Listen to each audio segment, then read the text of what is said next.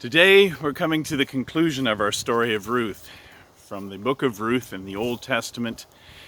So Ruth chapter 4 is the key points for today's story. In the previous chapters we have two widows who have returned from Moab to Bethlehem. Naomi was a Hebrew woman, a Jewish woman, a Judean woman. From the town of Bethlehem. They had moved, she and her husband Elimelech and their two sons moved to Moab when there was a famine in the land. When Elimelech had died and her two sons had died, Ruth and Naomi returned to Bethlehem. Naomi returned. Ruth was loyal to Naomi and followed with her and cared for Naomi. We have seen ways in which Ruth took initiative. She was diligent. She was a hard worker. Ruth and Naomi came up with a plan to care for both of them, and a plan to provide a inheritance, or provide someone who would inherit the estate of Elimelech, Naomi's husband. And this plan involved, in essence, Naomi proposing to a man named Boaz.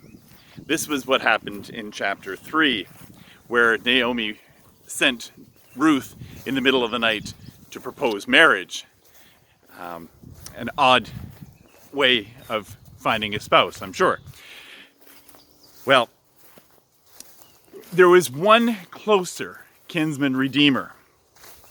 That one closer kinsman redeemer was one who had the right to buy or purchase the land belonging to Elimelech, but he would also have to marry Ruth, purpose to have a child with Ruth so that that child could grow up and inherit the estate of Elimelech.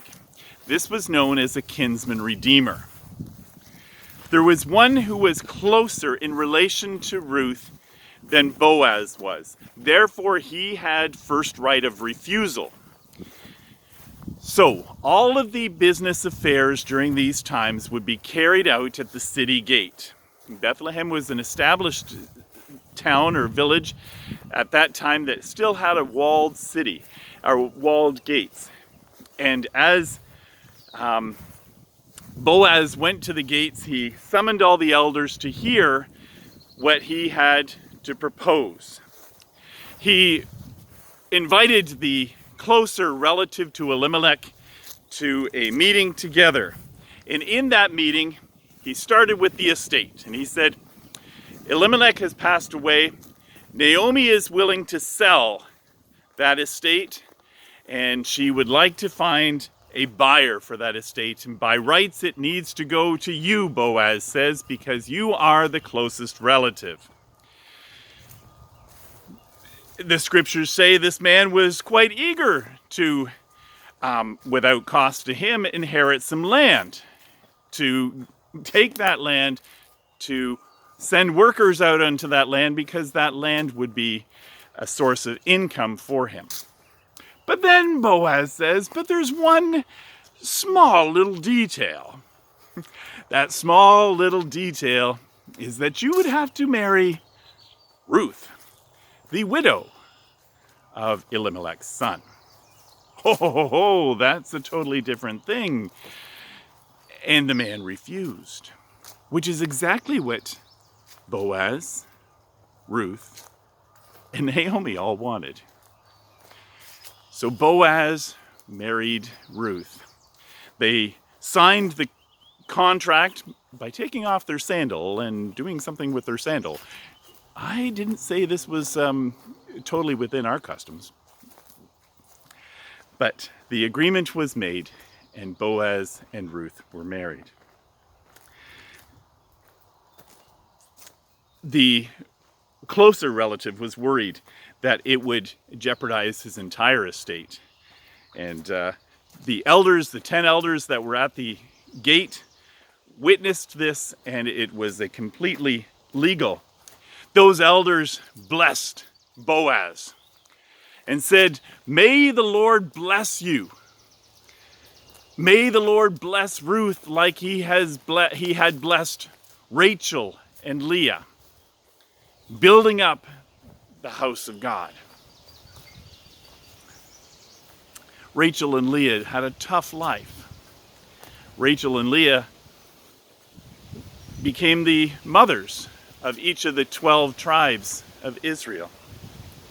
And the Lord did bless Ruth. Boaz took Ruth, and she did have a son. Women came to Naomi and said, "Naomi is the one who is blessed." Why? Because it was Boaz married Ruth in order so that that child would inherit the state of Elimelech. Therefore, the women of the village said, "Naomi has a son." And the scriptures say that Naomi took that son. She nursed that son. She cared for that son on her lap. As we've been walking down this path, we see the sovereignty of God through the path of the life of Ruth and Naomi. God cared for them and led them on the path. It was a troubled path. It was a rocky path. It was a difficult path, but through it all, God had a plan. God knew exactly what He was doing. And at the very end of the story of the book of Ruth, we see what that plan was. That plan was to provide a Savior. You see,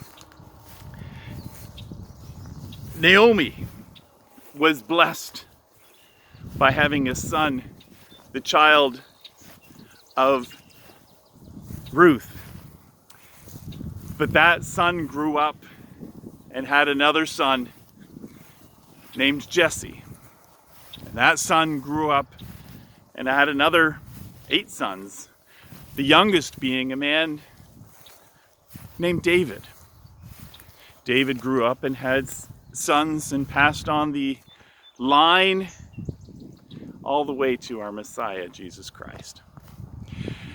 God had plowed the path. He knew His plan. In His sovereign will, He knew exactly what was going to happen. He orchestrated it. He planned it. He made sure it took place. In His sovereign will, the providence of God is seen throughout the book of Ruth, and God cares for His people. God cares for you. God has a plan for you. Rest in that plan.